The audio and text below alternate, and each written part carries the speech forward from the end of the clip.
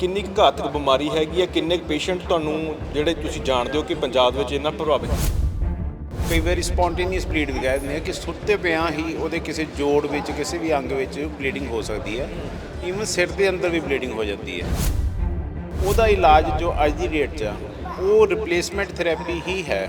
ਕਲੌਟਿੰਗ factor basically ਜੇ ਆਪਾਂ ਨੂੰ ਕਹੀਏ, ਉਹ ਕਲੌਟਿੰਗ ਫੈਕਟਰ ਜਦੋਂ ਮਿਸਿੰਗ ਹੋਵੇ ਤੇ ਫਿਰ ਉਸ ਪੇਸ਼ੈਂਟ ਨੂੰ ਆਪਾਂ ਕਹਿ ਦਿੰਦੇ ਵੀ ਇਹਨੂੰ ਹੀਮੋਫੀਲੀਆ ਹੈ। ਕਿ ਜਿਹੜੇ ਉਹ ਇੰਜੈਕਸ਼ਨ ਆ ਉਹ ਬਹੁਤ ਜ਼ਿਆਦਾ ਕੋਸਟਲੀ ਆ। ਇੱਕ ਚੰਗਾ ਭਲਾ ਮੀਨਸ ਮਿਡਲ ਕਲਾਸ ਤੋਂ ਵੀ ਉੱਪਰ ਜੇ ਆਪਾਂ ਦੇਖੀਏ ਉਹ ਵੀ ਉਹਨੂੰ ਅਫੋਰਡ ਕਰਨਾ ਮੁਸ਼ਕਲ ਆ। ਸਪੋਜ਼ ਕਰੀਏ ਜਿਵੇਂ ਹੁਣ ਮੈਨੂੰ ਖੁਦ ਨੂੰ ਵੀ ਹੀਮੋਫੀਲੀਆ ਹੈ ਅਤੇ ਜੇ ਆਪਾਂ ਮਿਨੀਮਮ ਡੋਜ਼ ਵੀ ਉਹਦੀ ਕੈਲਕੂਲੇਟ ਕਰੀਏ ਤਾਂ ਮੇਰੇ ਇੱਕ ਟਾਈਮ ਦੀ ਡੋਜ਼ 28,000 ਰੁਪਏ ਦੀ ਹੈ। ਜੇ 3 ਦਿਨ ਆਪਾਂ ਦੇਖੀਏ ਤਾਂ 6 ਇੰਜੈਕਸ਼ਨ ਮੈਨੂੰ ਲੱਗ ਗਏ। ਠੀਕ ਹੈ ਜੀ। ਸੋ ਉਹਨੂੰ ਤੁਸੀਂ ਕੈਲਕੂਲੇਟ ਕਰ ਲਓ ਵੀ 1.5-2 ਲੱਖ ਰੁਪਏ ਦੇ ਨੇੜੇ ਤੁਹਾਨੂੰ ਇੱਕ ਬਲੀਡ ਲਈ ਮੈਡੀਸਿਨ ਚਾਹੀਦੀ ਹੈ। ਕਿੰਨੇ ਕੁ ਪੇਸ਼ੈਂਟ ਜਿਹੜੀ ਤੁਹਾਡੀ ਸੰਸਥਾ ਹੈਗੀ ਇਹਦੇ ਨਾਲ ਕਿੰਨੇ ਕੁ ਪੇਸ਼ੈਂਟ ਜੁੜੇ ਹੋਏ ਨੇ ਜਿਹੜੇ ਇਸ ਬਿਮਾਰੀ ਨਾਲ ਪ੍ਰਭਾਵਿਤ ਹੈ? ਸੋ ਸਾਡੇ ਨਾਲ 550 ਪੇਸ਼ੈਂਟ ਰਜਿਸਟਰਡ ਆ ਜੋ ਗੌਰਮੈਂਟ ਹਸਪੀਟਲ ਦੇ ਵਿੱਚ ਆ। ਇਹ ਬੜੀ ਅਹਿਮ ਚੀਜ਼ ਹੈ ਕਿ ਬਹੁਤ ਸਾਰੇ ਲੋਕ ਅੱਜ ਇਹ ਅਪੀਲ ਕਰ ਰਹੇ ਨੇ ਸਰਕਾਰ ਨੂੰ ਕਿ ਸਾਡੇ ਵੱਲ ਧਿਆਨ ਦਿੱਤਾ ਜਾਵੇ। ਲੱਗਦਾ ਕਿ ਤਰਾਸਦੀ ਇੱਕ ਪਾਸੇ ਤਾਂ ਅਸੀਂ ਸਿਹਤ ਦੀਆਂ ਗੱਲਾਂ ਕਰਦੇ ਹਾਂ, ਸਿੱਖਿਆ ਦੀਆਂ ਗੱਲਾਂ ਕਰਦੇ ਹਾਂ ਕਿ ਸਾਡੀਆਂ ਪ੍ਰਾਇੋਰਟੀਜ਼ ਹੋਣਗੀਆਂ, ਪਰ ਦੂਜੇ ਪਾਸੇ ਤੁਹਾਨੂੰ ਅੱਜ ਚੰਡੀਗੜ੍ਹ ਆਣ ਕੇ ਮੀਡੀਆ ਦੇ ਸਾਹਮਣੇ ਮੁਖਾਤਬ ਹੋਣਾ ਪੈ ਰਿਹਾ ਹੈ। ਪਰ ਜੇ ਪੰਜਾਬ ਦੀ ਪਾਪੂਲੇਸ਼ਨ ਦੇਖੀ ਜਾਵੇ ਤਾਂ 5 ਤੋਂ 6,000 ਪੇਸ਼ੈਂਟ ਆਪਣੇ ਕੋਲ ਹੈਗਾ, ਕਿਉਂਕਿ ਹਰੇਕ 5,000 ਪਾਪੂਲੇਸ਼ਨ ਦੇ ਪਿੱਛੇ ਇੱਕ ਬੰਦੇ ਨੂੰ ਹੀਮੋਫੀਲੀਆ ਹੁੰਦਾ ਹੈ। 5,000 ਪਿੱਛੇ ਇੱਕ ਬੰਦੇ ਨੂੰ ਹੀਮੋਫੀਲੀਆ ਹੁੰਦਾ ਹੈ। ਸੋ ਇੰਨੇ ਪੇਸ਼ੈਂਟ ਸਾਡੇ ਕੋਲ ਮਿਸਿੰਗ ਆ। ਉਹਦੇ ਲਈ ਬਹੁਤ ਕੁਝ ਕਰਨ ਦੀ ਜ਼ਰੂਰਤ ਹੈਗੀ ਆ। ਉਹ ਬਾਈ ਬਰਥ ਜਿਹੜਾ ਬੱਚਾ ਜਦੋਂ 2-3 ਮਹੀਨੇ ਦਾ ਹੁੰਦਾ, ਉਦੋਂ ਜਦੋਂ ਦੰਦ ਨਿਕਲਣ ਲੱਗਦੇ ਆ ਜਾਂ ਰੁੜਨ ਲੱਗਦਾ, ਉਦੋਂ ਹੀ ਪਤਾ ਲੱਗ ਜਾਂਦਾ ਕਿ ਉਹਦੇ ਨੀਲ ਪੈਣ ਲੱਗ ਜਾਂਦੇ ਬਾਡੀ 'ਤੇ। ਰਜੀਸ਼ ਜੀ, ਇਹ ਬਿਮਾਰੀ ਜਿਹੜੀ ਹੈ ਇਹਦੇ ਬਾਰੇ ਤੁਸੀਂ ਆਪਣੇ ਵੱਲੋਂ ਕੀ ਉਪਰਾਲਾ ਕਰ ਰਹੇ ਹੋ ਤਾਂ ਜੋ ਲੋਕਾਂ 'ਚ ਵੱਧ ਤੋਂ ਵੱਧ ਜਾਗਰੂਕਤਾ ਫੈਲੇ, ਨਾਲੇ ਸਰਕਾਰ ਤੱਕ ਕੀ ਅਪੀਲ? ਔਰ ਇਹ ਜਦੋਂ ਵੀ ਆਪਾਂ ਵੱਡਾ ਹੋਊਗਾ ਬੱਚਾ, ਮੇਰੇ ਕੋਲ ਇਸ ਵੇਲੇ ਇੱਥੇ ਕੁਝ ਸਾਡੇ ਇਹੋ ਜਿਹੇ ਵੀਰ ਹੈ ਜਿਹਨੇ ਹੈਂਡੀਕੈਪ ਪ੍ਰੋਪਰ ਹੋ ਚੁੱਕੇ ਨੇ, ਜਿਨ੍ਹਾਂ ਦਾ ਚੱਲਣਾ ਵੀ ਮੁਸ਼ਕਲ ਹੋ ਚੁੱਕਾ ਹੈ। ਆਉਣ ਵਾਲੇ ਬੱਚਿਆਂ ਦਾ ਭਵਿੱਖ ਜਿਹੜਾ ਉਹ ਸੁਧਾਰਿਆ ਜਾਵੇ, ਪਰ ਮਾਨ ਸਰਕਾਰ ਦੇ ਉੱਤੇ ਜੂਮ ਨਹੀਂ ਸਕਦੀ। ਤੁਸੀਂ ਆਪਣੇ ਵੱਲੋਂ ਕੋਸ਼ਿਸ਼ ਕੀਤੀ ਸਰਕਾਰੀ ਅਧਿਕਾਰੀਆਂ ਤੱਕ ਪਹੁੰਚਣ? ਬਿਲਕੁਲ ਜੀ, ਆਪਾਂ ਹੈਲਥ ਮਿਨਿਸਟਰ ਸਾਹਿਬ ਨੂੰ ਮਿਲੇ ਆ। ਉਹਦੇ 'ਚ ਉਹਨਾਂ ਨੇ ਸਾਨੂੰ ਆਸ਼ਵਾਸਨ ਦਿੱਤਾ ਸੀਗਾ ਕਿ ਜੀ ਤੁਹਾਡੇ ਜਿਹੜੇ ਫੈਕਟਰ ਹੈ ਉਹ ਤੁਹਾਨੂੰ ਜਲਦੀ ਮੁਹੱਈਆ ਕਰਾਏ ਜਾਣਗੇ। ਸਿਰਫ ਮੈਡੀਕਲ ਕਾਲਜ ਨੂੰ ਹੀ ਫੈਕਟਰ ਪਹੁੰਚੇ ਆ, ਔਰ ਕਿੰਨੀ ਡੋਜ਼ ਪਹੁੰਚੀ ਉਹ ਵੀ ਮੈਂ ਦੱਸ ਦਿੰਦਾ। ਕੁਆਂਟਿਟੀ ਕਦੀ 100 ਵਾਈਲ, ਕਦੀ 50 ਵਾਈਲ, ਕਦੀ 60 ਵਾਈਲ। ਇਹਦੀਆਂ ਵੀ ਤਸਵੀਰਾਂ ਤੁਸੀਂ ਲਾਈਆਂ, ਇਹਨਾਂ ਦੀ ਵੀ ਇਸੇ ਕਰਕੇ ਡੈਥ ਹੋਈ ਹੈ ਕਿ ਮੈਡੀਸਿਨ? ਬਿਲਕੁਲ ਜੀ, ਫੈਕਟਰ ਨਾ ਮਿਲਣ ਕਰਕੇ ਇਸ ਵੀਰ ਦੀ ਡੈਥ ਹੋਈ। ਇਸ ਵੀਰ ਦੇ ਨੋਜ਼ ਬਲੀਡ ਹੋਇਆ ਸੀਗਾ। ਹੁਣ ਵਾਲੀ ਸਰਕਾਰ ਦਾ ਇਹ ਹਾਲ ਹੈ ਜਾਂ ਪੁਰਾਣੀਆਂ ਸਰਕਾਰਾਂ ਦਾ ਵੀ ਇਹੀ ਹਾਲ ਹੈ? 2018 ਤੋਂ ਲੈ ਕੇ 2022 ਐਂਡ ਤੱਕ 22 ਤੱਕ ਸਰਕਾਰ ਰਹੀ ਹੈ, ਸਾਨੂੰ ਫੈਕਟਰ ਦੀ ਕਮੀ ਨਹੀਂ ਆਈ। ਸਤਿ ਸ਼੍ਰੀ ਅਕਾਲ ਦੋਸਤੋ, ਨਿਊਜ਼ ਓਨਲੀ ਦੇਖ ਰਹੇ ਹੋ ਤੁਸੀਂ। ਇਸ ਵਕਤ ਤੁਹਾਡੇ ਨਾਲ ਤੁਹਾਡਾ ਆਪਣਾ ਦੋਸਤ ਹਰਦੀਪ ਸਿੰਘ ਭੋਗਲ। ਹੀਮੋਫੀਲੀਆ ਇੱਕ ਅਜਿਹੀ ਬਿਮਾਰੀ ਜਿਸ ਨੇ ਬਹੁਤ ਸਾਰੇ ਲੋਕਾਂ ਨੂੰ ਪ੍ਰਭਾਵਿਤ ਕੀਤਾ ਤੇ ਅੱਜ ਸਮਾਜ ਦੇ ਵਿੱਚ ਇਸ ਪ੍ਰਤੀ ਜਾਗਰੂਕਤਾ ਫੈਲਾਉਣ ਦੀ ਲੋੜ ਵੀ ਹੈਗੀ, ਪਰ ਨਾਲ ਦੀ ਨਾਲ ਸਰਕਾਰਾਂ ਦੀ ਭੂਮਿਕਾ ਕੀ ਹੈਗੀ ਹੈ ਸਮਝਣ ਦੀ ਬੇਹੱਦ ਵੱਡੀ ਜ਼ਰੂਰਤ ਹੈ। ਕਿਉਂਕਿ ਬਹੁਤ ਸਾਰੇ ਮਰੀਜ਼ ਜਿਹੜੇ ਨੇ ਪੂਰੇ ਪੰਜਾਬ ਭਰ ਦੇ ਵਿੱਚ ਅੱਜ ਉਹਨਾਂ ਦੇ ਜਾਂ ਕਹਿ ਲਓ ਆਪਾਂ ਰਿਸ਼ਤੇਦਾਰ ਜਾਂ ਜਿਹੜੇ ਪੇਸ਼ੈਂਟ ਆ ਉਹ ਆਪ ਇੱਥੇ ਚੰਡੀਗੜ੍ਹ ਪਹੁੰਚੇ ਨੇ। ਅੱਜ ਜਿਹੜੀ ਟੀਮ ਇਹਨਾਂ ਨੂੰ ਲੈ ਕੇ ਇੱਥੇ ਪਹੁੰਚੀ ਹੈ, ਕਾਰਨ ਕੀ ਹੈਗਾ ਇਹ ਸਮਝਣ ਦੀ ਲੋੜ ਹੈ। ਸਰਕਾਰ ਤੋਂ ਕੀ ਅਪੀਲ ਕਰ ਰਹੇ ਨੇ ਉਹ ਵੀ ਸਮਝਾਂਗੇ, ਪਰ ਇਹ ਬਿਮਾਰੀ ਜਿਹੜੀ ਹੈ ਹੀਮੋਫੀਲੀਆ, ਇਹਨੂੰ ਸਮਝਣਾ ਬੇਹੱਦ ਜ਼ਰੂਰੀ ਹੈ। ਸਾਡੇ ਨਾਲ ਡਾਕਟਰ ਸਾਹਿਬ ਨੇ ਗੱਲਬਾਤ ਕਰਕੇ ਸਮਝਣਾ ਕਿ ਇਹ ਮਸਲਾ ਕਿਉਂ ਬਣ ਰਿਹਾ ਹੈਗਾ, ਕਿਉਂ ਇਹਨਾਂ ਮਰੀਜ਼ਾਂ ਦੀ ਆਵਾਜ਼ ਸੁਣੀ ਨਹੀਂ ਜਾ ਰਹੀ। ਡਾਕਟਰ ਸਾਹਿਬ, ਕੀ ਨਾਮ ਤੁਹਾਡਾ? ਹਾਂਜੀ, ਮੇਰਾ ਨਾਮ ਡਾਕਟਰ ਬੀਰਿੰਦਰ ਬਰਾੜ ਹੈ। ਡਾਕਟਰ ਸਾਹਿਬ, ਇਹ ਜਿਹੜੀ ਬਿਮਾਰੀ ਹੈ ਹੀਮੋਫੀਲੀਆ, ਇਹ ਕਿੰਨੀ ਕੁ ਘਾਤਕ ਬਿਮਾਰੀ ਹੈਗੀ ਹੈ, ਕਿੰਨੇ ਪੇਸ਼ੈਂਟ ਤੁਹਾਨੂੰ ਜਿਹੜੇ ਤੁਸੀਂ ਜਾਣਦੇ ਹੋ ਕਿ ਪੰਜਾਬ ਵਿੱਚ ਇਹਨਾਂ ਪ੍ਰਭਾਵਿਤ ਹੈਗੇ ਹੈ? ਸਰ, ਜਿਹੜੀ ਹੀਮੋਫੀਲੀਆ ਹੈ ਇਹ ਬਿਮਾਰੀ ਇੱਦਾਂ ਦੀ ਹੁੰਦੀ ਆ ਕਿ ਇਹਦੇ ਵਿੱਚ ਜਦੋਂ ਕਿਸੇ ਦੇ ਸੱਟ ਵੱਜੇ ਜਾਂ ਕਈ ਵਾਰੀ ਸਪੌਂਟੇਨੀਅਸ ਬਲੀਡ ਵੀ ਕਹਿ ਦਿੰਦੇ ਆ ਕਿ ਸੁੱਤੇ ਪਿਆਂ ਹੀ ਉਹਦੇ ਕਿਸੇ ਜੋੜ ਵਿੱਚ ਕਿਸੇ ਵੀ ਅੰਗ ਵਿੱਚ ਬਲੀਡਿੰਗ ਹੋ ਸਕਦੀ ਹੈ। ਈਵਨ ਸਿਰ ਦੇ ਅੰਦਰ ਵੀ ਬਲੀਡਿੰਗ ਹੋ ਜਾਂਦੀ ਹੈ ਜੋ ਕਿ ਜਾਨਲੇਵਾ ਹੋ ਸਕਦੀ ਹੈ। ਅਤੇ ਉਹਦਾ ਇਲਾਜ ਜੋ ਅੱਜ ਦੀ ਡੇਟ 'ਚ ਆ ਉਹ ਰਿਪਲੇਸਮੈਂਟ ਥੈਰੇਪੀ ਹੀ ਹੈ। ਹੀਮੋਫੀਲੀਆ ਜਿਹੜੀ ਇਹ ਬਿਮਾਰੀ ਆ ਇਹਦੇ ਵਿੱਚ 2 ਤਰ੍ਹਾਂ ਦੀ ਕੰਡੀਸ਼ਨ ਹੁੰਦੀ ਹੈ। ਫੈਕਟਰ ਕਹਿ ਦਿੰਦੇ ਆਪਾਂ ਉਹਨੂੰ, ਐਂਡ ਕਲੌਟਿੰਗ ਫੈਕਟਰ ਬੇਸਿਕਲੀ ਜੇ ਆਪਾਂ ਨੂੰ ਕਹੀਏ। ਉਹ ਕਲੌਟਿੰਗ ਫੈਕਟਰ ਜਦੋਂ ਮਿਸਿੰਗ ਹੋਵੇ ਤੇ ਫਿਰ ਉਸ ਪੇਸ਼ੈਂਟ ਨੂੰ ਆਪਾਂ ਕਹਿ ਦਿੰਦੇ ਵੀ ਇਹਨੂੰ ਹੀਮੋਫੀਲੀਆ ਹੈ। ਤੇ ਜਦੋਂ ਹੀਮੋਫੀਲਿਕ ਕੋਈ ਹੈਗਾ ਉਹਦੇ ਵਿੱਚ ਅੱਜ ਕੱਲ੍ਹ ਆਰਟੀਫਿਸ਼ੀਅਲ ਕਲੌਟਿੰਗ ਫੈਕਟਰ ਬਣਾਈ ਗਈ ਹੈ, ਇੰਜੈਕਸ਼ਨ ਕਹਿ ਦਿੰਦੇ ਆ ਉਹਨੂੰ। ਉਹ ਫੈਕਟਰ ਜਦੋਂ ਇੰਜੈਕਸ਼ਨ ਲੱਗਦਾ ਹੈ ਉਦੋਂ ਹੀ ਉਹ ਬਲੀਡਿੰਗ ਰੁਕਦੀ ਹੈ। ਪਰ ਉਸ ਦੀ ਤਰਾਬਦੀ ਇਹ ਆ ਕਿ ਜਿਹੜੇ ਉਹ ਇੰਜੈਕਸ਼ਨ ਆ ਉਹ ਬਹੁਤ ਜ਼ਿਆਦਾ ਕੋਸਟਲੀ ਆ। ਇੱਕ ਚੰਗਾ ਭਲਾ ਮੀਨਸ ਮਿਡਲ ਕਲਾਸ ਤੋਂ ਵੀ ਉੱਪਰ ਜੇ ਆਪਾਂ ਦੇਖੀਏ ਉਹ ਵੀ ਉਹਨੂੰ ਅਫੋਰਡ ਕਰਨਾ ਮੁਸ਼ਕਲ ਆ। ਇੱਕ ਇੰਜੈਕਸ਼ਨ ਕਿੰਨੇ ਦਾ ਲੱਗਦਾ ਹੈਗਾ? ਸਪੋਜ਼ ਕਰੀਏ ਜਿਵੇਂ ਹੁਣ ਮੈਨੂੰ ਖੁਦ ਨੂੰ ਵੀ ਹੀਮੋਫੀਲੀਆ ਹੈ, ਤੇ ਜੇ ਆਪਾਂ ਮਿਨੀਮਮ ਡੋਜ਼ ਵੀ ਉਹਦੀ ਕੈਲਕੂਲੇਟ ਕਰੀਏ ਤਾਂ ਮੇਰੇ ਇੱਕ ਟਾਈਮ ਦੀ ਡੋਜ਼ 28000 ਰੁਪਏ ਦੀ ਹੈ, ਜਿਸ ਦਾ ਅਸਰ ਸਿਰਫ 12 ਘੰਟੇ ਰਹਿੰਦਾ। 12 ਘੰਟੇ ਬਾਅਦ ਦੁਬਾਰਾ ਮੈਨੂੰ ਇੰਜੈਕਸ਼ਨ ਲੱਗੂਗਾ। ਸੋ ਜੇ 3 ਦਿਨ ਆਪਾਂ ਦੇਖੀਏ ਤੇ 6 ਇੰਜੈਕਸ਼ਨ ਮੈਨੂੰ ਲੱਗ ਗਏ, ਠੀਕ ਹੈ ਜੀ। ਸੋ ਉਹਨੂੰ ਤੁਸੀਂ ਕੈਲਕੂਲੇਟ ਕਰ ਲਓ ਵੀ 1.5-2 ਲੱਖ ਰੁਪਏ ਦੇ ਨੇੜੇ ਤੁਹਾਨੂੰ ਇੱਕ ਬਲੀਡ ਲਈ ਮੈਡੀਸਿਨ ਚਾਹੀਦੀ ਹੈ। ਨਹੀਂ, ਇਹਦਾ ਸਿਰਫ ਇਹੀ ਇਲਾਜ ਹੈ ਕਿ ਅਸੀਂ ਰਿਪਲੇਸਮੈਂਟ ਕਰਕੇ ਰਿਪਲੇਸਮੈਂਟ ਫੈਕਟਰ ਜਿਵੇਂ ਤੁਸੀਂ ਦੱਸ ਰਹੇ ਹੋ, ਇਸ ਤੋਂ ਇਲਾਵਾ ਵੀ ਕੋਈ ਇਲਾਜ ਹੈਗਾ? ਸਰ 1970 ਤੋਂ ਲੈ ਕੇ ਮੀਨਸ 1970 ਤੋਂ ਪਹਿਲਾਂ ਤਾਂ ਬਲੱਡ ਚੜਾ ਦਿੰਦੇ ਸੀ, ਜਾਂ ਬਲੱਡ ਚੋਂ ਪਲਾਜ਼ਮਾ ਨਿਕਲਦਾ ਉਹ ਪਲਾਜ਼ਮਾ ਚੜਾ ਦਿੰਦੇ ਸੀਗੇ। 1970 ਤੋਂ ਇਹ ਫੈਕਟਰ ਦੀ ਖੋਜ ਕੀਤੀ ਗਈ ਸੀਗੀ। ਉਦੋਂ ਤੋਂ ਲੈ ਕੇ ਹੁਣ ਤੱਕ ਤਾਂ ਇਹ ਫੈਕਟਰਸ ਹੀ ਦੇ ਰਹੇ ਆ। ਪਰ ਹੁਣ ਕੁਝ ਨਵੀਆਂ ਮੈਡੀਸਿਨਸ ਆ ਜੋ ਕਿ ਟ੍ਰੇਡ ਨੇਮ ਜੇ ਆਪਾਂ ਵੇਖੀਏ ਹਿਮਲਿਬਰਾ ਹੈਗਾ, ਉਹ ਜੇ ਦਿੱਤੀਆਂ ਜਾਣ ਫਿਰ ਆਪਾਂ ਨੂੰ ਫੈਕਟਰ ਦੇਣ ਦੀ ਵੀ ਜ਼ਰੂਰਤ ਨਹੀਂ ਪੈਂਦੀ, ਕਿਉਂਕਿ ਉਹ ਜੇ ਤੁਸੀਂ ਰੈਗੂਲਰ ਉਹ ਦੇਣੀ ਪੈਂਦੀ ਹੈ। ਪਰ ਉਹ ਤੁਸੀਂ ਜਿਵੇਂ ਇਨਸੂਲਿਨ ਦਾ ਇੰਜੈਕਸ਼ਨ ਲੱਗਦਾ ਉਹ ਸਕਿਨ ਵਿੱਚ ਲੱਗਦੀ ਹੈ, ਤੇ ਉਹ ਤੁਸੀਂ ਜੇ ਇੰਜੈਕਸ਼ਨ ਲਗਾ ਦਿਓ ਤਾਂ ਇੱਕ ਮਹੀਨੇ ਤੱਕ ਬਲੀਡ ਨਹੀਂ ਹੁੰਦਾ। ਫਿਰ 1 ਮਹੀਨੇ ਬਾਅਦ ਉਹ ਇੰਜੈਕਸ਼ਨ ਰਿਪੀਟ ਹੁੰਦਾ। ਤੇ ਉਹ ਇੰਜੈਕਸ਼ਨ ਕਿੰਨੇ ਦਾ ਹੈਗਾ? ਸਰ ਉਹ ਇੰਜੈਕਸ਼ਨ ਇੱਕ ਜਿਹੜਾ ਹੈਗਾ ਉਹ 40,000 ਦੇ ਨੇੜੇ ਕਰੀਬ ਇੱਕ ਇੰਜੈਕਸ਼ਨ ਆ। ਤੇ ਜੇ ਇੱਕ ਅਡਲਟ ਵੇਖੀਏ ਉਹਨੂੰ 4-5 ਇੰਜੈਕਸ਼ਨ ਲੱਗ ਜਾਂਦੇ, ਵੀ 1.5-2 ਲੱਖ ਦੇ ਉਹਨੂੰ ਇੰਜੈਕਸ਼ਨ ਲੱਗ ਜਾਂਦੇ ਆ। ਤੇ ਕਿੰਨੇ ਕੁ ਪੇਸ਼ੈਂਟ, ਜਿਹੜੀ ਤੁਹਾਡੀ ਸੰਸਥਾ ਹੈਗੀ ਇਹਦੇ ਨਾਲ ਕਿੰਨੇ ਕੁ ਪੇਸ਼ੈਂਟ ਜੁੜੇ ਹੋਏ ਨੇ ਜਿਹੜੇ ਇਸ ਬਿਮਾਰੀ ਨਾਲ ਪ੍ਰਭਾਵਿਤ ਹੈਗੇ? ਸੋ ਸਾਡੇ ਨਾਲ 550 ਪੇਸ਼ੈਂਟ ਰਜਿਸਟਰਡ ਆ ਜੋ ਗਵਰਨਮੈਂਟ ਹਸਪੀਟਲ ਦੇ ਵਿੱਚ ਆ। ਉਸ ਤੋਂ ਇਲਾਵਾ ਜਿਹੜੇ ਪ੍ਰਾਈਵੇਟ ਇੰਸਟੀਚਿਊਟਸ ਆ ਜਿਵੇਂ CMC ਲੁਧਿਆਣਾ ਆ, ਉੱਥੇ 20 ਪੇਸ਼ੈਂਟ ਹੈਗੇ ਆ, ਤੇ ਉਹ ਡਾਟਾ ਸਾਡੇ ਕੋਲ ਨਹੀਂ ਹੈਗਾ। ਮੀਨਸ ਉਹਨਾਂ ਨੇ ਡਾਟਾ ਆਪਦੇ ਪਰਸਨਲ ਰੱਖਿਆ ਹੋਇਆ। ਇਹ ਬੜੀ ਅਹਿਮ ਚੀਜ਼ ਆ ਕਿ ਬਹੁਤ ਸਾਰੇ ਲੋਕ ਅੱਜ ਇਹ ਅਪੀਲ ਕਰ ਰਹੇ ਨੇ ਸਰਕਾਰ ਨੂੰ ਕਿ ਸਾਡੇ ਵੱਲ ਧਿਆਨ ਦਿੱਤਾ ਜਾਵੇ। ਲੱਗਦਾ ਕਿ ਤਰਾਸਦੀ ਇੱਕ ਪਾਸੇ ਤਾਂ ਅਸੀਂ ਸਿਹਤ ਦੀਆਂ ਗੱਲਾਂ ਕਰਦੇ ਹਾਂ, ਸਿੱਖਿਆ ਦੀਆਂ ਗੱਲਾਂ ਕਰਦੇ ਹਾਂ ਕਿ ਸਾਡੀਆਂ ਪ੍ਰਾਇੋਰਟੀਜ਼ ਹੋਣਗੀਆਂ, ਪਰ ਦੂਜੇ ਪਾਸੇ ਤੁਹਾਨੂੰ ਅੱਜ ਚੰਡੀਗੜ੍ਹ ਆਣ ਕੇ ਮੀਡੀਆ ਦੇ ਸਾਹਮਣੇ ਮੁਖਾਤਬ ਹੋਣਾ ਪੈ ਰਿਹਾ ਹੈ ਕਿ ਇੰਨੇ ਪੇਸ਼ੈਂਟ ਨੇ, ਇਹਨਾਂ ਦੀ ਆਵਾਜ਼ ਸੁਣੀ ਜਾਵੇ। ਸਰ ਜਿਹੜੇ ਹੁਣ ਪੇਸ਼ੈਂਟ ਸਾਡੇ ਕੋਲ ਦੇਖੋ 550 ਪੇਸ਼ੈਂਟ ਰਜਿਸਟਰਡ ਓਨਲੀ, ਪਰ ਜੇ ਪੰਜਾਬ ਦੀ ਪਾਪੂਲੇਸ਼ਨ ਦੇਖੀ ਜਾਵੇ ਤਾਂ 5 ਤੋਂ 6,000 ਪੇਸ਼ੈਂਟ ਆਪਣੇ ਕੋਲੇ ਹੈਗਾ, ਕਿਉਂਕਿ ਹਰੇਕ 5,000 ਪਾਪੂਲੇਸ਼ਨ ਦੇ ਪਿੱਛੇ ਇੱਕ ਬੰਦੇ ਨੂੰ ਹੀਮੋਫੀਲੀਆ ਹੁੰਦਾ। ਜੋ ਡਾਟਾ ਸਰਵੇ ਹੈ ਜੋ ਉਹ ਇਹ ਆ ਕਿ 5,000 ਪਿੱਛੇ ਇੱਕ ਬੰਦੇ ਨੂੰ ਹੀਮੋਫੀਲੀਆ ਹੁੰਦਾ। ਸੋ ਇੰਨੇ ਪੇਸ਼ੈਂਟ ਸਾਡੇ ਕੋਲ ਮਿਸਿੰਗ ਆ। ਉਹਦੇ ਲਈ ਬਹੁਤ ਕੁਝ ਕਰਨ ਦੀ ਜ਼ਰੂਰਤ ਹੈਗੀ ਆ। ਮੀਨਸ ਅਵੇਅਰਨੈਸ ਸਪਰੈਡ ਕਰਨ ਦੀ ਜ਼ਰੂਰਤ ਹੈਗੀ ਹੈ, ਟੈਸਟਿੰਗ ਕਰਨ ਦੀ ਜ਼ਰੂਰਤ ਹੈ। ਇਹ ਜਿਹੜੀ ਬਿਮਾਰੀ ਹੈ ਕਦੋਂ ਪਤਾ ਲੱਗਦਾ ਤੇ ਕਿੰਨੀ ਉਮਰ ਤੋਂ ਲੈ ਕੇ ਕਿੰਨੀ ਉਮਰ ਦੇ ਪੇਸ਼ੈਂਟ ਤੁਸੀਂ ਦੇਖ ਚੁੱਕੇ ਹੋ ਹੁਣ ਤੱਕ? ਜਿਹੜੇ ਇਹ ਬਿਮਾਰੀ ਹੈ ਮੀਨਸ ਜੇ ਤਾਂ ਕਿਸੇ ਨੂੰ ਹੀਮੋਫੀਲੀਆ ਉਹ ਬਾਈ ਬਰਥ ਹੀ ਹੁੰਦਾ, ਤੇ ਉਹ ਬਾਈ ਬਰਥ ਜਿਹੜਾ ਬੱਚਾ ਜਦੋਂ 2-3 ਮਹੀਨੇ ਦਾ ਹੁੰਦਾ ਉਦੋਂ ਜਦੋਂ ਦੰਦ ਨਿਕਲਣ ਲੱਗਦੇ ਆ ਜਾਂ ਉਹ ਰੁੜਨ ਲੱਗਦਾ ਉਦੋਂ ਹੀ ਪਤਾ ਲੱਗ ਜਾਂਦਾ ਕਿ ਉਹਦੇ ਨੀਲ ਪੈਣ ਲੱਗ ਜਾਂਦੇ ਬਾਡੀ ਤੇ। ਹੁਣ ਸਾਡੇ ਕੋਲ ਛੋਟਾ ਜਿਹਾ ਬੱਚਾ ਹੈਗਾ, ਇਸ ਨੂੰ ਦਿਖਾਉਂਦੇ ਤੁਹਾਨੂੰ, ਇਸ ਦੇ ਉਹਨਾਂ ਗੋਡਿਆਂ ਦੇ ਉੱਤੇ, ਬਾਹਾਂ ਦੇ ਉੱਤੇ ਨੀਲ ਪਏ ਹੋਏ, ਪੇਟ ਦੇ ਉੱਤੇ ਨੀਲ ਪਿਆ ਹੋਇਆ।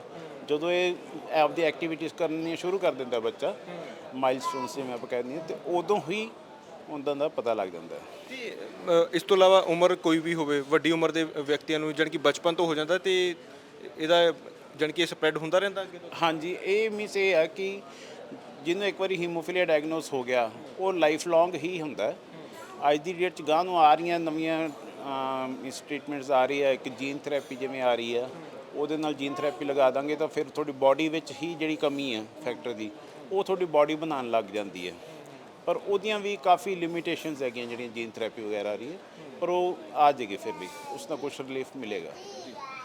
ਸਰ ਕੀ ਨਾਮ ਜੀ ਤੁਹਾਡਾ? ਮੇਰਾ ਨਾਮ ਰਾਜੇਸ਼ ਕੁਮਾਰ ਹੈ ਜੀ, ਮੈਂ ਅੰਮ੍ਰਿਤਸਰ ਕੋਆਰਡੀਨੇਟਰ ਹਾਂ ਜੀ। ਰਾਜੇਸ਼ ਜੀ, ਇਹ ਬਿਮਾਰੀ ਜਿਹੜੀ ਹੈ ਇਹਦੇ ਬਾਰੇ ਤੁਸੀਂ ਆਪਣੇ ਵੱਲੋਂ ਕੀ ਉਪਰਾਲਾ ਕਰ ਰਹੇ ਹੋ ਤਾਂ ਜੋ ਲੋਕਾਂ 'ਚ ਵੱਧ ਤੋਂ ਵੱਧ ਜਾਗਰੂਕਤਾ ਫੈਲੇ, ਨਾਲੇ ਸਰਕਾਰ ਤੱਕ ਕੀ ਅਪੀਲ ਕਰ ਰਹੇ ਹੋ? ਅਸੀਂ ਸਰਕਾਰ ਤੋਂ ਇਹ ਅਪੀਲ ਕਰਦੇ ਹਾਂ ਜੀ, ਜਿਹੜੇ ਸਾਡੇ ਛੋਟੇ ਵੀਰ ਹੈ, ਜਿਵੇਂ ਮੈਂ ਤੁਹਾਡੇ ਕੈਮਰਾਮੈਨ ਵੀਰ ਜੀ ਨੂੰ ਕਹਾਂਗਾ ਕਿ ਇਹ ਬੱਚਾ ਮੈਂ ਆਪਣੇ ਹੱਥ 'ਚ ਲੈ ਕੇ ਦਿਖਾਉਣਾ ਚਾਹਾਂਗਾ, ਇਹਨੇ ਨੀਲ ਪੈ ਰਹੇ ਆ, ਔਰ ਇਹ ਜਦੋਂ ਵੀ ਆਪਾਂ ਵੱਡਾ ਹੋਊਗਾ ਬੱਚਾ, ਮੇਰੇ ਕੋਲ ਇਸ ਵੇਲੇ ਇੱਥੇ ਕੁਝ ਸਾਡੇ ਇਹੋ ਜਿਹੇ ਵੀਰ ਹੈ ਜਿਹਨੇ ਹੈਂਡੀਕੈਪ ਪ੍ਰੋਪਰ ਹੋ ਚੁੱਕੇ ਨੇ, ਜਿਨ੍ਹਾਂ ਦਾ ਚੱਲਣਾ ਵੀ ਮੁਸ਼ਕਲ ਹੋ ਚੁੱਕਾ ਹੈ, ਗੋਡੇ ਖਰਾਬ ਹੋ ਗਏ, ਐਲਬੋ ਖਰਾਬ ਹੋ ਗਈਆਂ। ਔਰ ਅਸੀਂ ਚਾਹੁੰਦੇ ਹਾਂ ਸਰਕਾਰ ਤੋਂ ਕਿ ਆਉਣ ਵਾਲੇ ਬੱਚਿਆਂ ਦਾ ਭਵਿੱਖ ਜਿਹੜਾ ਉਹ ਸੁਧਾਰਿਆ ਜਾਵੇ, ਪਰ ਮਾਨ ਸਰਕਾਰ ਦੇ ਉੱਤੇ ਜੂਮ ਨਹੀਂ ਸਕਦੀ। ਤੁਸੀਂ ਆਪਣੇ ਵੱਲੋਂ ਕੋਸ਼ਿਸ਼ ਕੀਤੀ ਸਰਕਾਰੀ ਅਧਿਕਾਰੀਆਂ ਤੱਕ ਪਹੁੰਚਣ ਦੀ? ਬਿਲਕੁਲ ਜੀ, ਆਪਾਂ ਹੈਲਥ ਮਿਨਿਸਟਰ ਸਾਹਿਬ ਨੂੰ ਮਿਲੇ ਆ, ਉਹਨਾਂ ਨੇ ਸਾਨੂੰ ਆਸ਼ਵਾਸਨ ਦਿੱਤਾ ਸੀਗਾ 26 ਜੂਨ ਨੂੰ ਆਪਾਂ ਉਹਨਾਂ ਨਾਲ ਇੱਕ ਮੀਟਿੰਗ ਕੀਤੀ ਸੀਗੀ।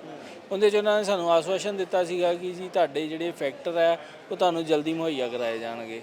ਪਰ 26 ਜੂਨ ਤੋਂ ਅੱਜ 8 ਸਤੰਬਰ ਹੋ ਗਈ, ਸਾਨੂੰ ਫੈਕਟਰ ਦੀ ਰੇਸ਼ੋ ਜਿਹੜੀ ਹੈ ਉਹ ਸਿਰਫ ਹਰ ਸੈਂਟਰ ਸਾਡੇ ਜਿਹੜੇ 23 ਜ਼ਿਲ੍ਹੇ ਆ 23 ਜ਼ਿਲ੍ਹਿਆਂ ਦੇ ਵਿੱਚ 3 ਮੈਡੀਕਲ ਕਾਲਜ ਨੇ, ਸਿਰਫ ਮੈਡੀਕਲ ਕਾਲਜ ਨੂੰ ਹੀ ਫੈਕਟਰ ਪਹੁੰਚੇ ਆ। ਔਰ ਕਿੰਨੀ ਡੋਜ਼ ਪਹੁੰਚੀ ਉਹ ਵੀ ਮੈਂ ਦੱਸ ਦਿੰਦਾ, ਕੁਆਂਟੀਟੀ ਕਦੀ 100 ਵਾਈਲ, ਕਦੀ 50 ਵਾਈਲ, ਕਦੀ 60 ਵਾਈਲ। 100 ਵਾਈਲ ਤੋਂ ਵੱਧ ਉਹਨਾਂ ਨੇ ਜਨਵਰੀ ਤੋਂ ਲੈ ਕੇ ਹੁਣ ਤੱਕ ਸਾਨੂੰ ਵਾਈਲ ਨਹੀਂ ਭੇਜੀ। ਤੁਸੀਂ ਡਿਮਾਂਡ ਕੀ ਕਰਦੇ ਹੋ?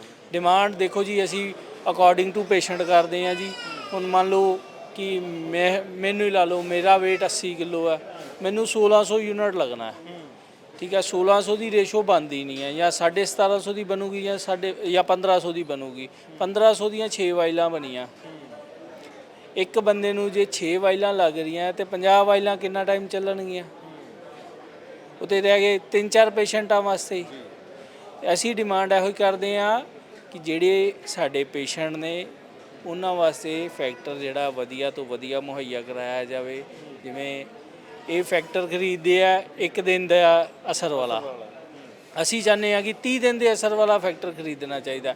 ਅਕੋਰਡਿੰਗ ਟੂ ਕੈਲਕੂਲੇਸ਼ਨ ਦੇਖਿਆ ਜਾਵੇ ਤੇ ਜਿਹੜਾ 1 ਡੇ ਵਾਲਾ ਫੈਕਟਰ ਖਰੀਦਦੇ ਆ ਉਹ ਪੇਸ਼ੈਂਟ ਨੂੰ ਜ਼ਿਆਦਾ ਲੱਗਦਾ ਹੈ। ਜਦੋਂ 12 ਘੰਟੇ ਅਸਰ ਰਿਹਾ, 12 ਘੰਟਿਆਂ ਬਾਅਦ ਫਿਰ ਉਹਨੂੰ ਨੀਡ ਪੈ ਗਈ, ਉਹਨੇ ਮੰਨ ਲਓ 24 ਘੰਟਿਆਂ ਬਾਅਦ ਉਹਨੇ 6 ਟੀਕੇ ਫਿਰ ਲਵਾ ਲਏ, ਫਿਰ ਅਗਲੇ 24 ਘੰਟਿਆਂ ਬਾਅਦ 6 ਟੀਕੇ ਫਿਰ ਲਵਾ ਲਏ। ਜੇ ਆਪਾਂ ਇਹਨਾਂ ਨੂੰ 30 ਦਿਨ ਵਾਲੀ ਡੋਜ਼ ਦੇ ਦਾਂਗੇ, ਉਹਦੀ ਕੈਲਕੂਲੇਸ਼ਨ ਕੱਢਣਗੇ ਤੇ ਬਜਟ ਬਹੁਤ ਘੱਟ ਆਏਗਾ। ਦੂਸਰੀ ਗੱਲ, ਅਸੀਂ ਚਾਹੁੰਦੇ ਹੋਮ ਥੈਰੇਪੀ, ਜਿਵੇਂ J&K ਦੇ ਵਿੱਚ ਹਰ ਪੇਸ਼ੈਂਟ ਨੂੰ ਘਰ ਵਾਸਤੇ ਫੈਕਟਰ ਮਿਲਦਾ ਹੈ ਕਿ ਉਹਨੂੰ ਜਦੋਂ ਨੀਡ ਹੋਵੇ ਉਹ ਲਾ ਸਕਦਾ। ਮਾਈਨਰ ਬਲੀਡ ਹੋ ਗਿਆ ਤਾਂ ਉਹ ਆਪਣੇ ਆਪ ਨੂੰ ਸੰਭਾਲ ਸਕਦਾ, ਉਹਨਾਂ ਦੇ ਜੁਆਇੰਟ ਨਾ ਖਰਾਬ ਹੋਣ। ਇੱਕ ਸਾਡਾ ਵੀਰ ਸੀਗਾ, ਮਈ ਮਹੀਨੇ ਦੇ ਵਿੱਚ ਉਹਦੀ ਡੈਥ ਹੋਈ। ਉਹਦਾ ਕਾਰਨ ਸੀਗਾ ਕਿ ਉਹਦੇ ਨੋਜ਼ ਬਲੀਡ ਹੋ ਗਿਆ ਸੀਗਾ, ਔਰ ਨੋਜ਼ ਬਲੀਡ ਇੰਨਾ ਕੁ ਜ਼ਿਆਦਾ ਹੋ ਗਿਆ ਕਿ ਵਿਚਾਰਾ ਐਕਸਪਾਇਰ ਕਰ ਗਿਆ ਸਾਡਾ ਉਹ ਵੀਰ, ਫੈਕਟਰ ਨਾ ਮਿਲਣ ਕਰਕੇ। ਤੁਸੀਂ ਕੁਝ ਤਸਵੀਰਾਂ ਵੀ ਲਾਈਆਂ, ਮੈਂ ਆਪਣੇ ਕੈਮਰਾਮੈਨ ਨੂੰ ਕਹੂੰਗਾ ਇੱਧਰਲੇ ਪਾਸੇ ਬੜੇ ਨੌਜਵਾਨ ਮੁੰਡਾ ਹੈਗਾ, ਇਹਦੀਆਂ ਵੀ ਤਸਵੀਰਾਂ ਤੁਸੀਂ ਲਾਈਆਂ, ਇਹਨਾਂ ਦੀ ਵੀ ਇਸੇ ਕਰਕੇ ਡੈਥ ਹੋਈ ਹੈ ਕਿ ਮੈਡੀਸਨ ਨਹੀਂ ਮਿਲੀ? ਬਿਲਕੁਲ ਜੀ, ਫੈਕਟਰ ਨਾ ਮਿਲਣ ਕਰਕੇ ਇਸ ਵੀਰ ਦੀ ਡੈਥ ਹੋਈ। ਇਸ ਵੀਰ ਦੇ ਨੋਜ਼ ਬਲੀਡ ਹੋਇਆ ਸੀਗਾ, ਇੱਕ ਪ੍ਰਾਈਵੇਟ ਹਸਪੀਟਲ 'ਚ ਐਡਮਿਟ ਕਰਵਾਇਆ। ਉਹਨਾਂ ਨੇ ਫੈਕਟਰ ਦੀ ਡਿਮਾਂਡ ਕੀਤੀ, ਜਿਵੇਂ ਡਾਕਟਰ ਸਾਹਿਬ ਨੇ ਦੱਸਿਆ ਕਿ ਹਾਈਅਰ ਲੈਵਲ ਪਰਸਨ ਵੀ ਫੈਕਟਰ ਨਹੀਂ ਇੰਨਾ ਖਰੀਦ ਸਕਦਾ, ਔਰ ਇਹ ਮਿਡਲ ਕਲਾਸ ਫੈਮਿਲੀ ਨੂੰ ਬਿਲੋਂਗ ਕਰਦਾ ਸੀਗਾ ਵੀਰ। ਔਰ ਕੁਝ ਸਾਡੇ ਇਹੋ ਜਿਹੇ ਹੋਰ ਵੀਰ ਨੇ, 5-7 ਵੀਰ ਨੇ ਜਿਹੜੇ ਐਕਸਪਾਇਰ ਕਰ ਗਏ ਨੇ। ਅਸੀਂ ਹਰ ਇੱਕ ਨੂੰ ਨਹੀਂ ਸ਼ੇਅਰ ਕਰਨਾ ਚਾਹੁੰਦੇ ਸੀਗੇ ਕਿਉਂਕਿ ਕਈਆਂ ਦੇ ਘਰ ਦੇ ਡੈਥ ਸਰਟੀਫਿਕੇਟ ਨਹੀਂ ਦੇਣਾ ਚਾਹੁੰਦੇ। ਅਗਲਿਆਂ ਨੇ ਆਪਣਾ ਪੁੱਤ ਗਵਾ ਲਿਆ, ਪੰਜਾਬ ਸਰਕਾਰ ਨੂੰ ਤੇ ਕੋਈ ਅਸਰ ਨਹੀਂ ਹੋਇਆ। ਪੰਜਾਬ ਸਰਕਾਰ ਤੇ ਸੁੱਤੀ ਪਈ ਹੈ, ਦਵਾਈ ਕਿਉਂ ਨਹੀਂ ਆ ਰਹੀ, ਰੀਜ਼ਨ ਕੀ ਆ? ਕਿੰਨੀ ਵਾਰੀ ਅਸੀਂ ਇਹਨਾਂ ਨੂੰ ਡਿਮਾਂਡ ਕੀਤੀ। ਇਹ ਹੁਣ ਵਾਲੀ ਸਰਕਾਰ ਦਾ ਹੀ ਇਹ ਹਾਲ ਹੈ ਜਾਂ ਪੁਰਾਣੀਆਂ ਸਰਕਾਰਾਂ ਦਾ ਵੀ ਇਹੀ ਹਾਲ ਹੈ? ਦੇਖੋ ਜੀ, ਅਕਾਲੀ ਕਾਂਗਰਸ ਸਰਕਾਰ ਜਿੰਨੀ ਦੇਰ ਰਹੀ, 2018 ਤੋਂ ਲੈ ਕੇ 2022 ਐਂਡ ਤੱਕ 22 ਤੱਕ ਸਰਕਾਰ ਰਹੀ ਹੈ, ਸਾਨੂੰ ਫੈਕਟਰ ਦੀ ਕਮੀ ਨਹੀਂ ਆਈ। ਸਾਨੂੰ ਡੋਜ਼ ਅਕੋਰਡਿੰਗ ਟੂ weight ਮਿਲਦੀ ਹੀ ਰਹੀ, ਔਨ ਡਿਮਾਂਡ। ਹੁਣ ਆ ਵੀਰ ਜੀ ਨੇ ਡੋਜ਼ ਨਾ ਮਿਲਣ ਕਰਕੇ ਇਹਨਾਂ ਦੀ ਲੱਤ ਖਰਾਬ ਹੋ ਗਈ। ਇੱਕ ਹੈ ਸਾਡੇ ਕੋਲ ਵੀਰ ਬੈਠਾ ਹੈ, ਇਹਦੀ ਵੀ ਇਸ ਤਰ੍ਹਾਂ ਹੀ ਪ੍ਰੋਬਲਮ ਆਈ, ਡੋਜ਼ ਨਹੀਂ ਮਿਲੀ ਔਨ ਟਾਈਮ, ਇਹਨੂੰ ਡੋਜ਼ ਨਹੀਂ ਮਿਲੀ। ਜੇ ਡੋਜ਼ ਮਿਲਦੀ ਰਹਿੰਦੀ ਤਾਂ ਇਹ ਪ੍ਰੋਬਲਮ ਨਹੀਂ ਹੋਣੀ। ਬਿਲਕੁਲ, ਜੇ ਡੋਜ਼ ਮਿਲਦੀ ਰਹਿੰਦੀ ਇਹਨਾਂ ਦੇ ਜੁਆਇੰਟ ਨਹੀਂ ਸੀ ਖਰਾਬ ਹੋਣੇ। ਬਾਈ ਕੀ ਨਾਮ ਤੁਹਾਡਾ? ਸਰ ਮੇਰਾ ਨਾਮ ਪੁਨੀਤ ਹੈ, ਮੈਂ ਜਲੰਧਰ ਤੋਂ ਆਇਆ ਜੀ। ਪੁਨੀਤ ਜੀ, ਇਹ ਲੱਗਦਾ ਕਿ ਜੇ ਡੋਜ਼ ਟਾਈਮ ਸਿਰ ਮਿਲਦੀ ਰਹਿੰਦੀ ਤਾਂ ਦਿੱਕਤ ਨਾ ਆਉਂਦੀ?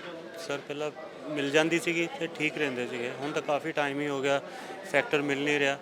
ਉਸ ਵਜ੍ਹਾ ਦੇ ਨਾਲ ਮੈਨੂੰ ਬਹੁਤ ਪ੍ਰੋਬਲਮ ਹੋ ਗਈ ਹੈ, ਮੇਰੇ ਦੋਨੀਆਂ ਡੈਮੇਜ ਹੋ ਗਏ ਆ, ਬਾਹਾਂ ਤੁਹਾਡੇ ਸਾਹਮਣੇ ਸਿੱਧੀਆਂ ਨਹੀਂ ਹੁੰਦੀਆਂ ਇਹ। ਬਾਕੀ ਡਾਕਟਰ ਸਾਹਿਬ ਨੇ ਆਪਰੇਟ ਦੱਸਿਆ, ਆਪਰੇਟ ਉਦੋਂ ਹੋਏਗਾ ਜਦ ਫੈਕਟਰ ਅਵੇਲੇਬਲ ਹੋਣਗੇ, ਤੇ ਇਸ ਕਰਕੇ ਆਪਰੇਟ ਵੀ ਨਹੀਂ ਕਰਵਾ ਪਾ ਰਹੇ ਤੇ ਕੁਝ ਨਹੀਂ ਹੋ ਪਾ ਰਿਹਾ। ਇਸ ਬਿਮਾਰੀ ਦੇ ਕਰਕੇ ਕੀ ਤੁਸੀਂ ਆਮ ਜ਼ਿੰਦਗੀ ਜੀ ਪਾ ਰਹੇ ਸੀਗੇ ਪਹਿਲਾਂ ਜਦੋਂ ਫੈਕਟਰ ਮਿਲ ਜਾਂਦਾ ਸੀ, ਕੰਮ ਕਾਰੋਬਾਰ ਚੱਲ ਰਿਹਾ ਸੀ? ਹਾਂਜੀ ਸਰ, ਚੱਲਦੇ ਫਿਰਦੇ ਸੀਗੇ। ਜਦ ਥੋੜੀ ਜਿਹੀ ਪ੍ਰੋਬਲਮ ਹੁੰਦੀ ਸੀ ਫੈਕਟਰ ਲਗਵਾਉਂਦੇ ਸੀ, ਫਿਰ ਠੀਕ ਹੋ ਜਾਂਦੇ ਸੀਗੇ। ਲੇਕਿਨ ਹੁਣ ਫੈਕਟਰ ਨਾ ਮਿਲਣ ਕਰਕੇ ਤਾਂ ਫਿਰ ਹੁਣ ਬੈੱਡ 'ਤੇ ਹੀ ਹੈ। ਕੀ ਅਪੀਲ ਕਰਦੇ ਹੋ ਸਰਕਾਰ? ਸੋ ਫੈਕਟਰ ਕਿ ਸਾਰਿਆਂ ਵਾਸਤੇ ਉਹਨੇ ਕੁ ਫੈਕਟਰ ਤਾਂ ਮਿਲਣ ਕਿ ਹਾਂ ਵੀ ਜਿੰਨਾ ਬੰਦਾ ਚੰਗੀ ਤਰ੍ਹਾਂ ਤੁਰਿਆ ਫਿਰ ਸਕੇ, ਤੇ ਉਹ ਤਾਂ ਅਜੇ ਤੱਕ ਦੂਰ ਤੱਕ ਦਿਖਾਈ ਨਹੀਂ ਦੇ ਰਿਹਾ ਕਿ ਹਾਂ ਵੀ ਇੱਦਾਂ ਕੁਝ ਹੋ ਰਿਹਾ ਜਾਂ ਕੀ ਨਹੀਂ ਹੋ ਰਿਹਾ। ਡਿਮਾਂਡ ਇਹੀ ਹੈ ਕਿ ਹਾਂ ਵੀ ਫੈਕਟਰ ਮਿਲਣ ਕਿ ਜਿਹਨਾਂ ਨਾਲ ਅਸੀਂ ਵੀ ਆਪਣਾ ਕੰਮਕਾਰ ਕਰ ਸਕੀਏ। ਸਾਰਾ ਦਿਨ ਬੈੱਡ 'ਤੇ ਬੈਠੇ ਰਹੋ, ਤੁਰਾਂਗੇ ਥੋੜ੍ਹਾ ਜਿਹਾ ਪ੍ਰੋਬਲਮ ਹੋ ਜਾਏਗੀ, ਫੈਕਟਰ ਮਿਲਣੇ ਨਹੀਂ ਆ। ਇਸ ਕਰਕੇ ਪ੍ਰੋਬਲਮ ਹੁੰਦੀ ਬਹੁਤ ਜ਼ਿਆਦਾ।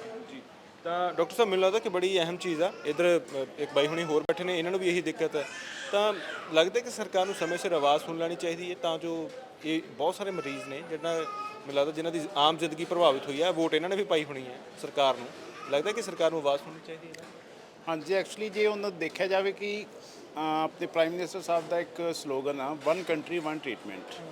ਜਦੋਂ ਦੂਸਰੀਆਂ ਸਟੇਟਸ ਵਿੱਚ ਟ੍ਰੀਟਮੈਂਟ ਅਵੇਲੇਬਲ ਆ, ਫਿਰ ਇੱਥੇ ਕਿਉਂ ਨਹੀਂ ਅਵੇਲੇਬਲ? ਬਾਕੀ ਸਟੇਟਾਂ ਦੇ ਵਿੱਚ ਸਾਰਾ ਚੱਲ ਰਿਹਾ ਇਲਾਜ। ਬਿਲਕੁਲ ਸਰ ਅਵੇਲੇਬਲ ਆ। ਹੁਣ ਕਰਨਾਟਕਾ ਤੱਕ ਵੀ ਜੇ ਦੇਖੀਏ ਉੱਥੇ ਹੋਮ ਥੈਰੇਪੀ ਮਿਲਦੀ ਹੈ। ਈਵਨ ਲਖਨਊ ਜੇ ਚਲੇ ਜਾਈਏ ਤੁਸੀਂ ਯੂਪੀ ਬਿਹਾਰ ਵਿੱਚ, ਉੱਥੇ ਬਹੁਤ ਵਧੀਆ ਟ੍ਰੀਟਮੈਂਟ ਮਿਲ ਰਿਹਾ। ਮੀਨਸ ਉੱਥੇ ਇੱਦਾਂ ਸ਼ਾਰਟੇਜ ਨਹੀਂ ਆ ਰਹੀ ਫੈਕਟਰ ਦੀ। ਤੇ ਅੱਜ ਦੀ ਡੇਟ 'ਚ ਵੀ ਸਾਡੇ ਪੇਸ਼ੈਂਟ ਇੱਥੋਂ ਲਖਨਊ ਜਾ ਰਹੇ ਆ ਇੰਜੈਕਸ਼ਨ ਲਗਵਾਉਣ ਲਈ। ਸੋ ਸਾਡੀ ਹਾਲਤ ਯੂਪੀ ਬਿਹਾਰ ਨਾਲ ਵੀ ਮਾੜੀ ਹੋ ਗਈ ਹੈ। ਤਾਂ ਕੁੱਲ ਮਿਲਾ ਕੇ ਤੁਸੀਂ ਸੁਣਿਆ ਇਹ ਸਾਰੀ ਟੀਮ ਜਿਹੜੀ ਇਸ ਵੇਲੇ ਦੱਸ ਰਹੀ ਹੈ ਕਿ ਕਿੰਨੀਆਂ ਦਿੱਕਤਾਂ ਦਾ ਸਾਹਮਣਾ ਕਰਨਾ ਪੈ ਰਿਹਾ। ਸਿੱਧੇ ਤੌਰ ਤੇ ਇਹੀ ਕਹਿ ਰਹੇ ਨੇ ਕਿ ਪਹਿਲੀਆਂ ਸਰਕਾਰਾਂ ਸਮੇਂ ਜਿਹੜੀ ਇਹ ਫੈਕਟਰੀ ਦੀ ਡੋਜ਼ ਸੀ ਸਮੇਂ ਸਿਰ ਮਿਲ ਜਾਂਦੀ ਸੀ, ਪਰ ਮੌਜੂਦਾ ਸਰਕਾਰ ਸਮੇਂ ਦਿੱਕਤ ਆ ਰਹੀ ਹੈ। ਫਿਲਹਾਲ ਮੈਨੂੰ ਲੱਗਦਾ ਕਿ ਵੱਡੀ ਗਿਣਤੀ ਦੇ ਵਿੱਚ ਮਰੀਜ਼ ਨੇ ਜਿਹੜੇ ਇਸ ਬਿਮਾਰੀ ਦੇ ਨਾਲ ਜੂਝ ਰਹੇ ਨੇ, ਤਾਂ ਸਰਕਾਰ ਨੂੰ ਸਮਾਂ ਰਹਿੰਦੇ ਹੋਏ ਇਹਨਾਂ ਦੀ ਆਵਾਜ਼ ਸੁਣਨੀ ਚਾਹੀਦੀ, ਕਿਉਂਕਿ ਵੋਟ ਇਹਨਾਂ ਨੇ ਵੀ ਪਾਈ ਹੋਣੀ ਹੈ। ਇਹ ਵੀ ਇੱਥੇ ਦੇ ਬਸ਼ਿੰਦੇ ਨੇ, ਇਹ ਵੀ ਸਰਕਾਰ ਤੋਂ ਆਪਣਾ ਹੱਕ ਰੱਖਦੇ ਨੇ ਕਿ ਜੇ ਮਾਨਸਿਕ ਤੌਰ ਤੇ ਜਿਹੜੀਆਂ ਇਸ ਵੇਲੇ ਦਿੱਕਤਾਂ ਇਹਨਾਂ ਨੂੰ ਆ ਰਹੀਆਂ, ਕਿਉਂਕਿ ਫੈਕਟਰ ਨਾ ਮਿਲਣ ਕਰਕੇ ਉਂਝ ਵੀ ਬਿਮਾਰੀਆਂ ਦਾ ਸਾਹਮਣਾ ਕਰ ਰਹੇ, ਤਾਂ ਮਾਨਸਿਕ ਤੌਰ ਤੇ ਵੀ ਪਰੇਸ਼ਾਨੀ ਦਾ ਸਾਹਮਣਾ ਕਰ ਰਹੇ, ਪਰ ਨਾਲ ਦੀ ਨਾਲ ਆਰਥਿਕ ਹਾਲਾਤ ਜੇ ਸਾਥ ਨਹੀਂ ਦੇ ਰਹੇ ਤਾਂ ਸਰਕਾਰ ਤੋਂ ਸਾਥ ਮੰਗ ਰਹੇ ਨੇ। ਫਿਲਹਾਲ ਦੇਖਣਾ ਹੋਵੇਗਾ ਕਿ ਸਰਕਾਰ ਇਹਨਾਂ ਦੀ ਆਵਾਜ਼ ਕਦੋਂ ਸੁਣਦੀ ਹੈ ਤੇ ਕਦੋਂ ਫੈਕਟਰ ਮੁਹੱਈਆ ਕਰਵਾਉਂਦੀ ਹੈ। ਤੇ ਖਾਸ ਕਰਕੇ ਜਿਹੜੀ 30 ਦਿਨ ਵਾਲੀ ਡੋਜ਼ ਆ ਉਹਦਾ ਜ਼ਿਕਰ ਕਰ ਰਹੇ ਨੇ ਕਿ ਇੱਕ ਵਾਰੀ ਫੈਕਟਰ ਲਵਾਇਆ ਜਾਵੇ ਤਾਂ 30 ਦਿਨ ਤੱਕ ਜਿਹੜਾ ਅਸਰ ਰੱਖਦਾ ਹੈਗਾ, ਉਹ ਬਿਮਾਰੀ ਦਾ ਪੱਕਾ ਇਲਾਜ ਵੀ ਲੱਭਣ ਦੀ ਕੋਸ਼ਿਸ਼ ਕਰਨ ਸਰਕਾਰ, ਤਾਂ ਜੋ ਇਹਨਾਂ ਨੂੰ ਪੱਕੀ ਜਿਹੜੀ ਹੈ ਇਸ ਬਿਮਾਰੀ ਤੋਂ ਰਾਹਤ ਮਿਲ ਸਕੇ। ਫਿਲਹਾਲ ਤੁਸੀਂ ਇਸ ਬਾਰੇ ਕੀ ਸੋਚਦੇ ਹੋ? ਆਪਣੇ ਕਮੈਂਟ ਆਪਣੇ ਟਿੱਪਣੀਆਂ ਜ਼ਰੂਰ ਸਾਂਝੇ ਕਰਿਓ। ਸਹਿਯੋਗੀ ਲਖਵਿੰਦਰ ਦੇ ਨਾਲ ਹਰਦੀਪ ਸਿੰਘ ਭੋਗਲ, ਨਿਊਜ਼ ਓਨਲੀ, ਚੰਡੀਗੜ੍ਹ।